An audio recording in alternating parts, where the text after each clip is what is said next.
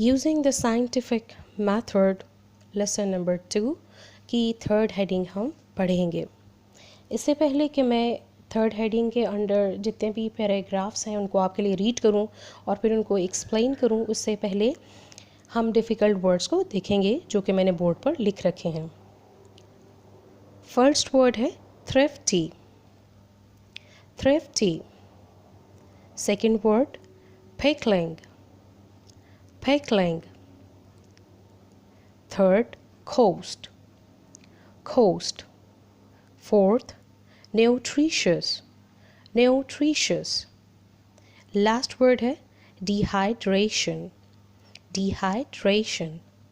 thrifty कफ़ायतशार समझदार, pickling अचार डालना, coast साहिल समंदर, nutritious ग़ज़ाइयत से भरपूर, dehydration पानी की कमी या किसी चीज़ में से पानी को निचोड़ देना या निकाल देना।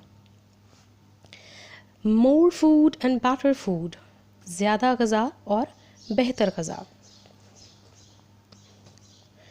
Changes have taken place too in our eating habits.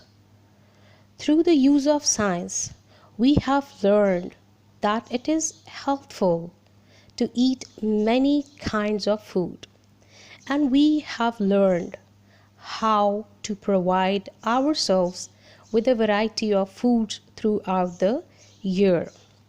People who lived a century ago probably enjoyed eating as much as we do today, but they could not have as many different kinds of food. Most of their foods had to be produced on their own farms or in their own gardens. Since fresh vegetables could be obtained only during the growing season, people living in cold climates had none during the winter months. Thrifty households preserved their homegrown vegetables and fruits by canning, pickling, or drying them for use during the cold weather.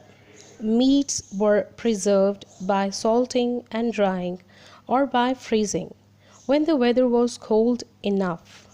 Seafoods were generally available only along the coast. Fish and shellfish could be eaten soon after they were caught. Regardless of where people live today, they can obtain some fresh fruits, meats, and vegetables throughout the year. By the quick freeze method, vegetables, fruits, seafoods, and meats of various kinds can be preserved so that they are both nutritious and enjoyable. Modern methods of selecting, grading, and processing foods have removed the risk or danger of poisoning from canned foods. Dehydration, or the removal of water from such foods as milk, eggs, potatoes, and apples, have proved a practical method of preservation. Our eating habits are not the only things in our lives changed by the use of science, because we have used science to learn more about the processes and materials in our surroundings and about the methods of controlling them. We have been able to improve our ways of building houses, our methods of communication and transportation, and even the way we spend our leisure time. More food and better food, ज़्यादा Gaza और बेहतर Gaza. Science ने हमारे खाने पीने की आदत में भी तब्दीलियाँ की हैं।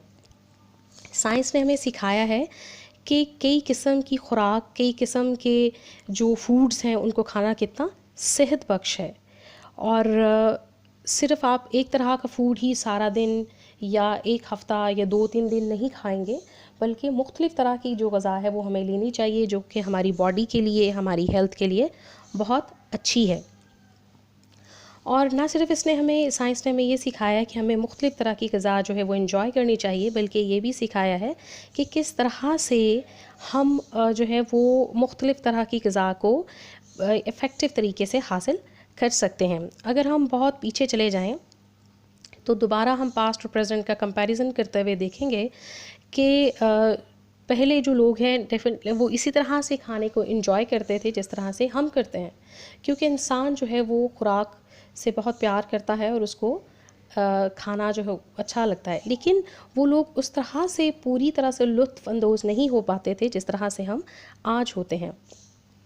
ज़्यादातर जो खुराक है वो घरों में, बागात में, फार्म्स में उगाई जाती थी, और वो लोग जो उन एरियाज़ में रहते थे जहाँ ज़्यादा सर्दी होती थी, वो सिर्फ़ खुराक जो है वो गर्मियों में ही हासिल कर पाते थे, क्योंकि सर्दियों में उनके पास कोई काम नहीं होता था करने के लिए। अब उनकी ख़वातीन जो समझदार कफ़ायतशार ख़वातीन थी, वो क्या किया करती थी कि सब्ज़ियाँ, गोश्त और फलों को सुखा कर उन्हें बोतलों में बंद करके उन्हें प्रिज़र्व करती हैं और सर्दियों के मौसम में उनको इस्तेमाल किया जाता। इसी तरह से वो लोग जो साहिल समंदर पर रहते थे, जो भी मछली और केकड़े और जो खुराक समंदर में से निकलती थी, उसको वो उसी वक्त ही इस्तेमाल कर लिया करते थे, क्योंकि उसको प्रिज़र्व करना भी बहुत मुश्किल काम था उस वक्त, और लोग नहीं समझते थे कि इनको कैसे प्रिज़र्व किया जाए। इसी तरह से अगर हम आज प्रेजेंट में देखें तो हमने सीख लिया है साइंस के मेथड के ज़रिए कि किस तरह से हमने चीज़ों को पॉइज़न हुए बग़ैर, ख़राब हुए बग़ैर उनको महफूज करना है डिब्बों में।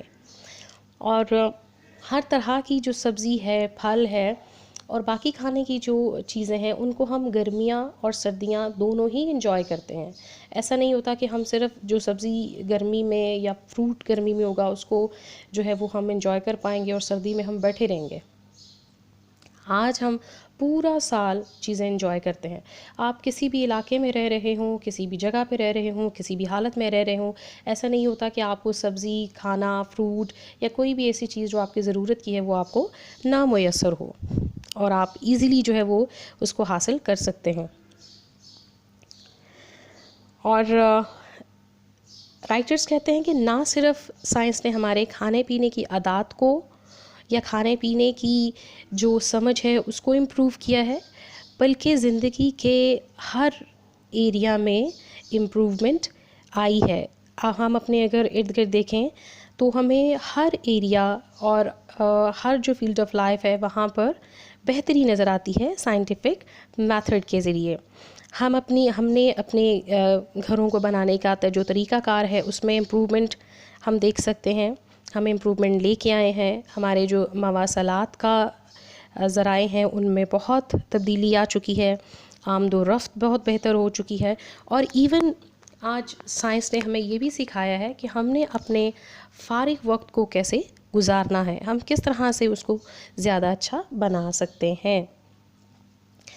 आई होप कि आपको ये लेसन पसंद भी आया होगा और समझ भी आया होगा। हम नेक्स्ट वीडियो में नेक्स्ट लेसन के साथ मिलेंगे। Thank you very much.